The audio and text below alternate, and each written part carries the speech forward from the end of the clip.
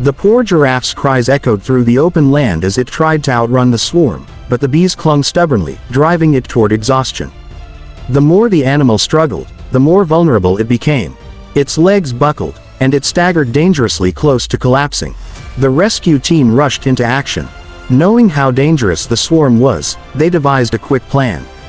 2 rescuers revved up smoke canisters, creating thick clouds to confuse and drive the bees away. Others carefully guided the giraffe into a safer area, shielding its face and eyes with protective nets. Bit by bit, the buzzing army began to scatter, retreating back into the wilderness. Once the bees dispersed, the giraffe lay trembling, covered in dozens of stings. The team acted fast, applying soothing herbal ointments and administering fluids to prevent shock. For hours, they stayed by its side, making sure it could breathe and recover strength. Slowly, the giraffe lifted its neck again, blinking through the pain. By sunset, the majestic creature was back on its feet. Though weak, it began to walk slowly toward the herd that had been anxiously watching from a distance. The rescue team stood proudly, knowing they had saved a life that might have otherwise been lost. The young giraffe, now safe, turned its long neck one last time, almost as if to thank its human saviors before disappearing into the tall grass. It was another victory for the brave rescuers, proof of their unwavering commitment to protect wildlife, no matter the danger. But the ordeal wasn't over yet. Bees had left deep welts on the giraffe's skin, and the team's veterinarian, Drive, Aisha, insisted on following up with continued care. If we leave it like this, infection can set in. These savanna bees are aggressive, and their venom in such large numbers can be dangerous, even fatal, she explained. The rescuers set up a temporary camp nearby, determined to monitor the giraffe through the night. They placed a gentle perimeter of smoke pots around the area, ensuring no bees would return to attack. The smoke drifted slowly in the warm breeze, creating a safe bubble where the giraffe could rest. The calf remained lying down most of the evening.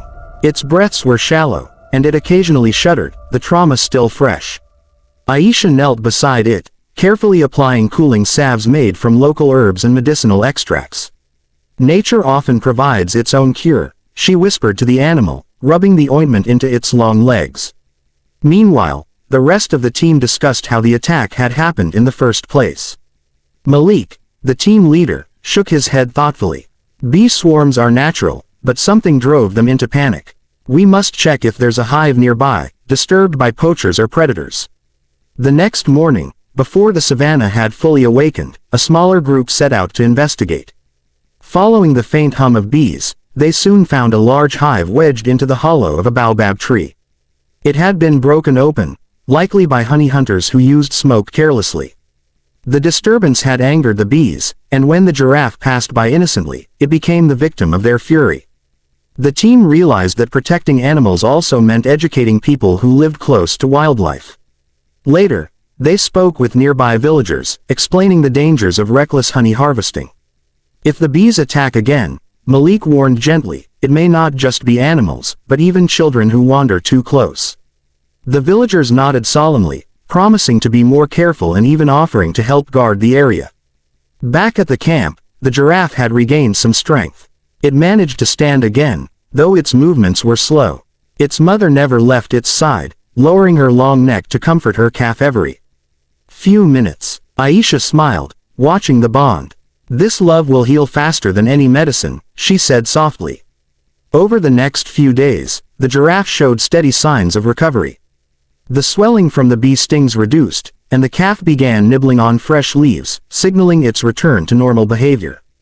The rescue team, though exhausted, felt a wave of pride wash over them.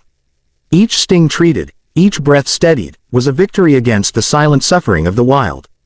Yet, the experience carried a deeper lesson for the rescuers. They realized that their mission wasn't only about saving lives in emergencies. It was about prevention, making sure animals never reached such danger in the first place. They began planning awareness programs for local communities, teaching safe coexistence with wildlife, and stressing the importance of protecting ecosystems. On the 7th day, when the giraffe finally regained its full strength, the team prepared to leave. The herd had moved further into the savannah, and the calf, now stronger, followed without faltering. The mother giraffe turned one last time toward the humans, her eyes deep and reflective. For a fleeting moment, it felt as though she understood the role they had played in saving her child. The team packed their equipment in silence, hearts heavy yet fulfilled. Malik looked back at the vast plain and said, "We came here to save one life, but perhaps we did more. We reminded ourselves why this work matters." That evening, as the rescue vehicle drove away, the savannah stretched endlessly before them, wild and untamed. Somewhere out there, the young giraffe roamed free again, a living reminder of the fragile balance between man, nature, and the creatures who share this earth. For the rescuers, it wasn't just another mission completed. It was a promise renewed, to keep fighting for every life, no matter how tall, small, or difficult the challenge.